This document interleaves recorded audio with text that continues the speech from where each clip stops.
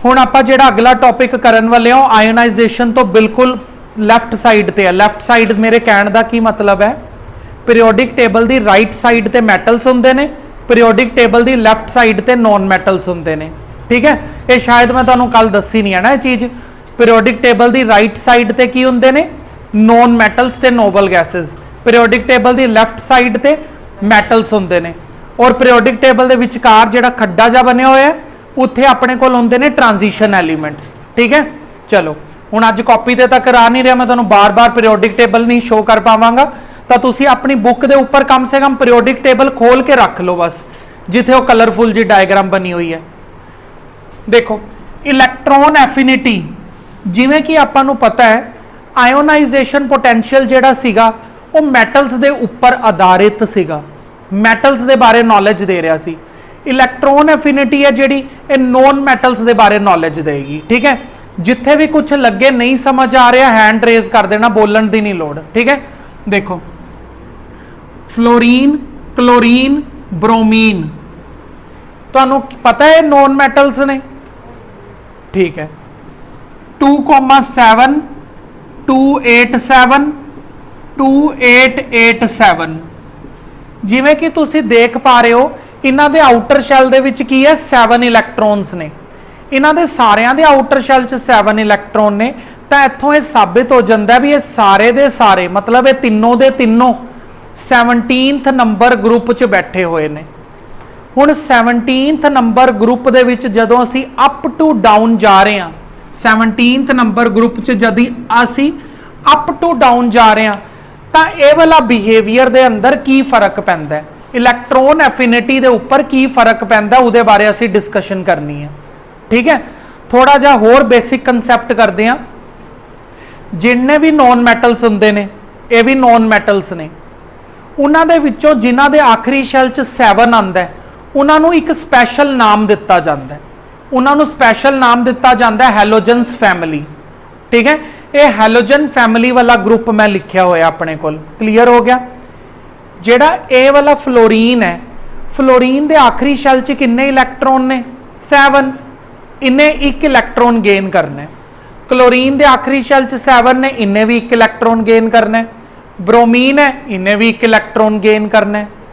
फिर असी इस तो पिछले लैक्चर च समझिया सीगा किसी दे लई गेन करना आसान हुंदा है, किसी दे लई गेन करना मुश्किल हुंदा है।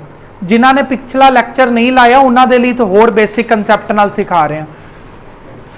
जेड़ा ब्रोमीन है, ब्रोमीन दे कोल 4 शैल्स ने, ब्रोमीन हैज 4 शैल्स, ब्रोमीन दे कोल 4 शैल ने। आउटर शैल, जो आउटर शैल है इहदा ब्रोमीन दा outer shell is far away from nucleus. इहदा जिहड़ा आखिरी शैल है न्यूक्लियस तो बहुत दूर है, क्योंकि ये देखो 1 2 3 4 इत्थे हुंदा न्यूक्लियस। ये आखिरी शैल देख लो कितनी दूर है न्यूक्लियस तो। जे आखिरी शैल न्यूक्लियस तो दूर होए तो फोर्स ऑफ अट्रैक्शन जिहड़ी हुंदी है उहदे ते बहुत घट लगदी है। समझ आ गया? इसने एक इलैक्ट्रॉन तो खिंचना है, खिंचना इको एक इलैक्ट्रॉन है, लेकिन अट्रैक्शन पावर जिहड़ी है वही बहुत ज़्यादा वीक है। बेचारे ने एक इलैक्ट्रॉन खिंचना वो भी नहीं खिंच पा रहा क्योंकि अट्रैक्शन पावर बड़ी वीक है। दूसरे पासे अगर तुसी फ्लोरीन नूं देखो, फ्लोरीन दे कोल 2 ही शैल ने। इहदा जिहड़ा आउटर शैल है न्यूक्लियस दे नज़दीक है बहुत। न्यूक्लियस दे नज़दीक होने का यह फायदा होंदा उहदे च फोर्स ऑफ अट्रैक्शन उस शैल दे उपर बहुत ज़्यादा लग रही होंदी है।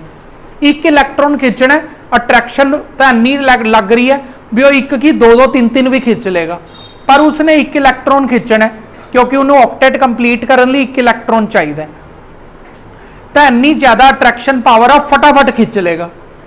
तो इसलिए फ्लोरीन है जिहड़ा वो जल्दी इलैक्ट्रॉन गेन करेगा, ब्रोमीन है जिहड़ा वो लेट इलैक्ट्रॉन गेन करेगा। ये चीज़ पिछले लैक्चर च भी दसी हुई है, एक बारी रीकैप हो गया। दसो इन्ना समझ आ गया? हुण आपां इहनूं इरेज कर दिंने आ। असी इत्थे पहुंचना है इलैक्ट्रॉन एफिनिटी दे। अगर ये थोड़ा रीकैप हो गया तो इलैक्ट्रॉन एफिनिटी की अपनी कॉपी ते डेफिनेशन लिख लो। Energy released from an isolated gaseous atom on gaining an electron। एक आइसोलेटेड गैशियस एटम, एक आइसोलेटेड गैशियस एटम ਜਦੋਂ ਇਲੈਕਟ੍ਰੋਨ ਨੂੰ ਗੇਨ ਕਰਦਾ ਹੈ ਤਾਂ એનર્ਜੀ ਰਿਲੀਜ਼ ਕਰਦਾ ਹੈ। ਇਹੀ ਲਿਖਵਾਇਆ ਮੈਂ ਤੁਹਾਨੂੰ, ਠੀਕ ਹੈ।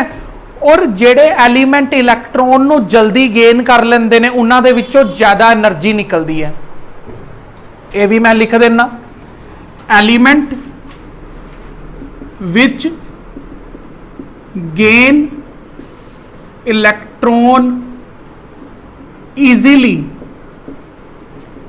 radiate more energy। जिन्ना नोट्स तुहाडा वधिया बनिया होएगा उन्ना तुहानू लर्न करन च आसानी होएगी। जेड़ा एलीमेंट जल्दी गेन करदा है वो ज्यादा एनर्जी रेडिएट करदा है। हाले 1-2 मिनट होए ने जिद्दों मैं समझाया भी कौन जल्दी गेन करेगा, फ्लोरीन गेन करेगा कि ब्रोमीन जल्दी गेन करेगा। क्या नहीं कुछ समझ आ रहा है? कौन जल्दी गेन करेगा? फ्लोरीन। इशारे नहीं करने, नाम बोलो। कौन करेगा? फ्लोरीन। क्यों करेगा फ्लोरीन? मैं दस चुकिया तुहानू, ठीक है।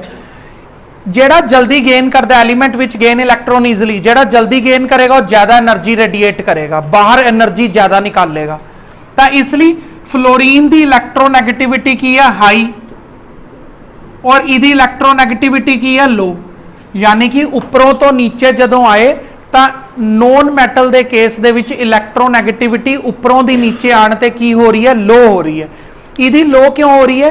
क्योंकि ये इहदे कोल ना बेचारे कोल फोर्स ऑफ अट्रैक्शन की कमी है, गरीब है फोर्स ऑफ अट्रैक्शन के मामले च। ये जल्दी जल्दी गेन नहीं कर पा रहा।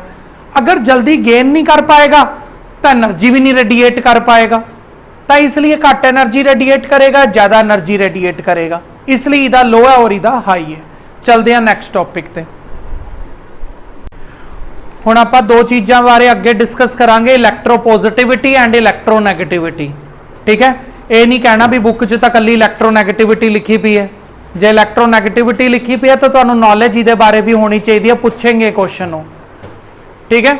देखो जिस बच्चे नूं मैटैलिक एंड नॉन मैटैलिक आंदा है उहदे वास्ते अंडा है, कुछ नहीं है। देखो लिथियम, सोडियम, पोटाशियम।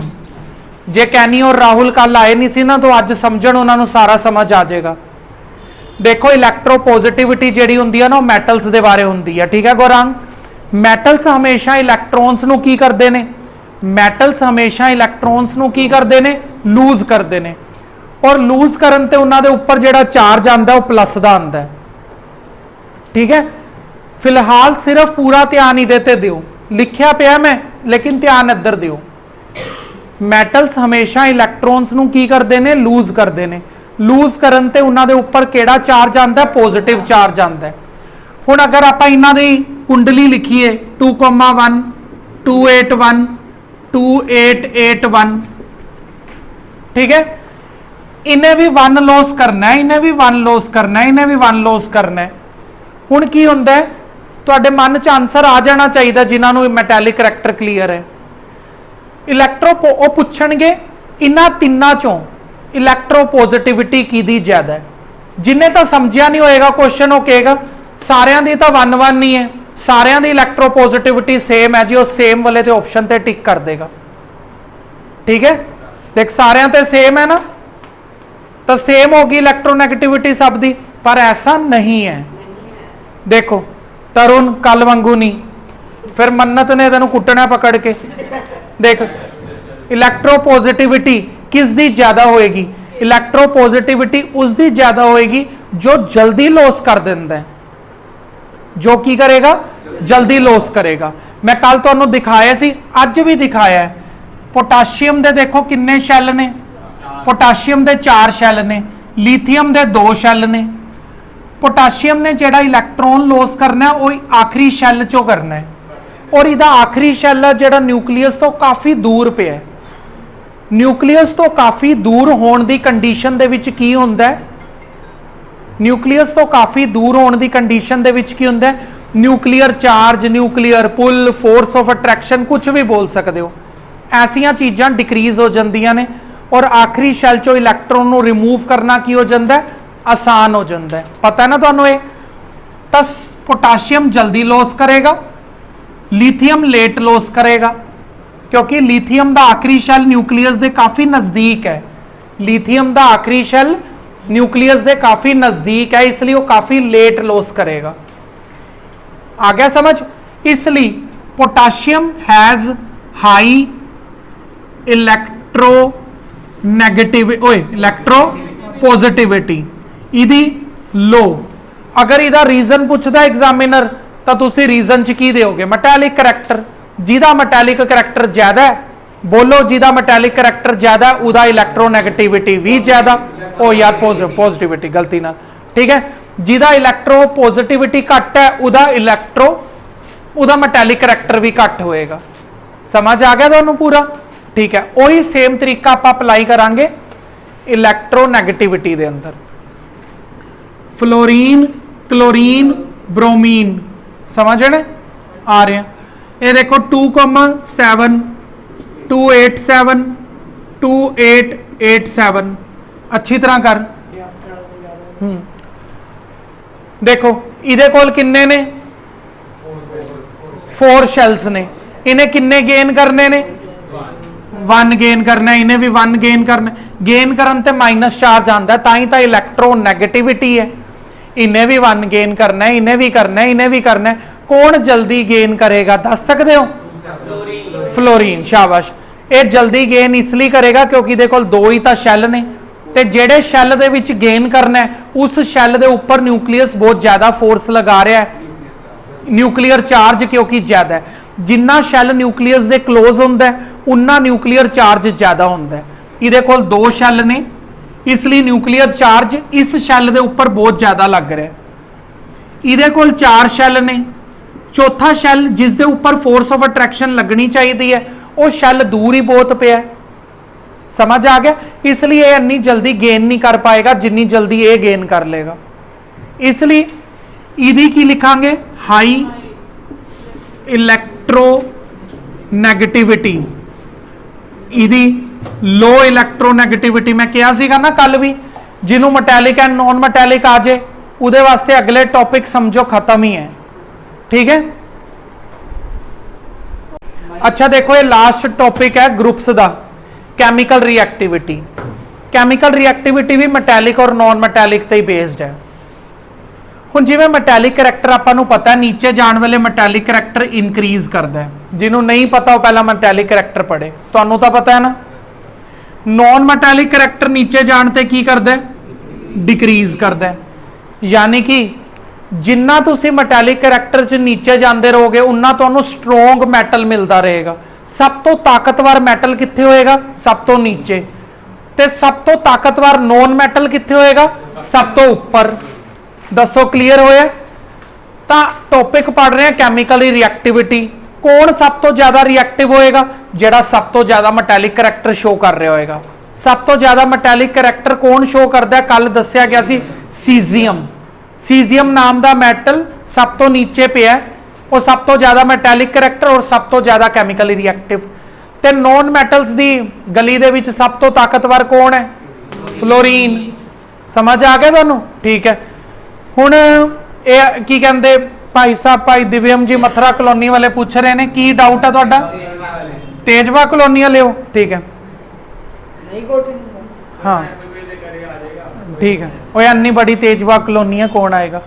देख छोटी जी है, चल देख ओ यार चल छड्ड पर। देख हुण इहदा डाउट हैगा अपने कोल। ओ यार शक्तिमान देख देख ए तू इन्हें छड्डे समझना ही नहीं चाहता। ये देख देख एक हुंदा सोडियम, एक हुंदा सोडियम आयन। ठीक है। इन्हां चों आपां ने दसना साइज किहदा ग्रेटर हुंदा है। ठीक है। सोडियम एटम का साइज ग्रेटर है कि सोडियम आयन का साइज ग्रेटर है, आपाने पता लगाना है। की लगाना है? पता लगाना है। ये देखो सोडियम हुंदा Na, सोडियम आयन हुंदा Na+, ठीक है। सोडियम का एटॉमिक नंबर होता है 11, 281, ठीक है। सोडियम अपनी कॉन्फिगरेशन को पूरा करने लिए की करता है, अपने आखिरी शैल चो इलैक्ट्रॉन लॉस कर देता है। लॉस करने तो बाद 2,8 इहदे कोल 3 शैल ने, इहदे कोल 2 शैल ने, ठीक है।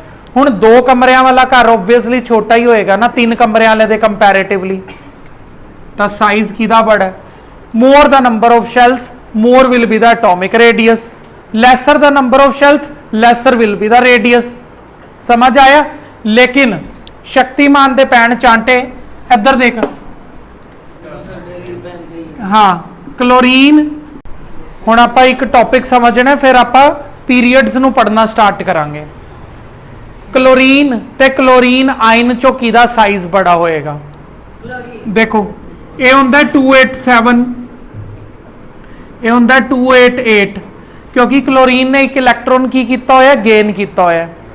हुण देखो बुक कहंदी है जदों तुसी इलैक्ट्रॉन गेन कर लिया, इलैक्ट्रॉन गेन करन ते नैगेटिव चार्ज इनक्रीज हो जाएगा, पॉजिटिव चार्ज घट जाएगा। पॉजिटिव चार्ज घट दा मतलब की है न्यूक्लियस दी जेहड़ी अट्रैक्शन पुल है वो घट जाएगी, न्यूक्लियस दी जेहड़ी इनवर्ड पुल है वो घट जाएगी, क्योंकि पॉजिटिव चार्ज घट है नैगेटिव चार्ज ज्यादा है, जिस दे कारण की होएगा जेडे क्लोरीन आयन है इहदा साइज ग्रेटर होएगा क्लोरीन एटम तो। की आंसर दोगे? तुहानू समझ आ गया ना? नैगेटिव चार्ज इंक्रीज हो गया, पॉजिटिव चार्ज उन्ना ही है, तो मतलब पॉजिटिव चार्ज नैगेटिव चार्ज से कंपैरेटिवली घट है, वो इनवर्ड पुल अंदर वाल खिंचाव घट पैदा करेगा। क्लीयर? हुण आपां चलदे हां पीरीयड्स दे उपर। चलो देखो हुण अपने कोल की है नवीं चीज है, उधर बैठना तू पीरीयड्स। जिवें आपां ग्रुप्स दे बारे सारे ट्रेंड्स पढ़े ने एन वधिया तरीके दे नाल, उवें ही हुण आपां पीरीयड्स दे सारे ट्रेंड्स नूं लर्न करांगे। सब तो पहला देखो 11, 12, 13, 14, 15, 16, मैं 18 इसलिए नहीं लिखा क्योंकि वो नोबल गैस है, नोबल गैस एक्सैप्शनस ने, उन्होंने बाद चो अलग तो पढ़ांगे हुणी इस तो बाद। ये देखो हुण पीरीयड्स दे विच की हुंदा है 281, 282, 283, 284, 285, 286, 287। अगर तुसी बहुत ध्यान नाल देखो, तुसी देख पा रहे हो पीरीयड्स की पहचान करनी सिखान रहा मैं तुहानू। पीरीयड्स की पहचान की है? वो सारे दे सारे एलीमेंट्स सेम शैल्स वाले होणगे, सारियां दे कोल 3 शैल ने, 3 3 3 और इन्हां कोल भी 3, तो सारियां दे कोल स्टार्टिंग तो लैके एंडिंग तक 3 ही शैल ने। जदों असी ग्रुप्स पढ़ते हैं उन्हां दे विच की हुंदा, कईयां कोल ज़्यादा शैल हुंदे ने, कईयां दे कोल घट शैल हुंदे ने। आदित्य पढ़ाई शुरू कर, कोई चीज़ च डाउट है इत्थे तक? ठीक है। हुण सब तो पहला टॉपिक पढ़ांगे आपां ट्रांजिशन वाले नहीं असी पढ़ रहे हो, 11th क्लास च पढ़ांगे। सब तो पहला तुसी देखो valence electron, valence electron, valence electron की कर रहे ने? इनक्रीज कर रहे ने, ठीक है। वैलेंस इलैक्ट्रॉन की हो रहा है कॉन्टीन्यूसली।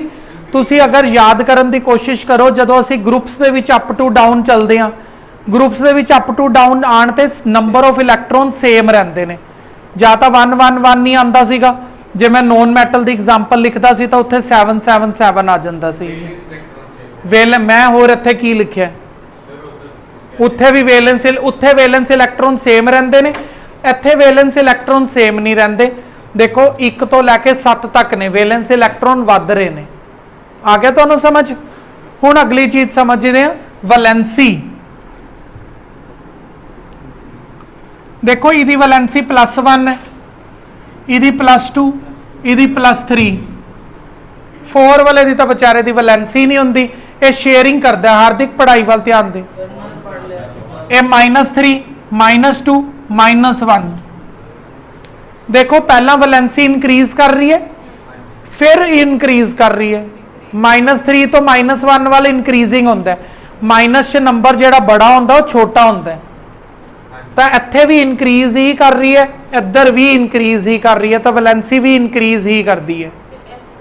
ये तो कोवलेंट है ना, ये लॉस और गेन तो करेगा नहीं। ठीक है, हुण आपां अगली चीज पढ़ना शुरू करते हैं। हाँ, cross the period left to right.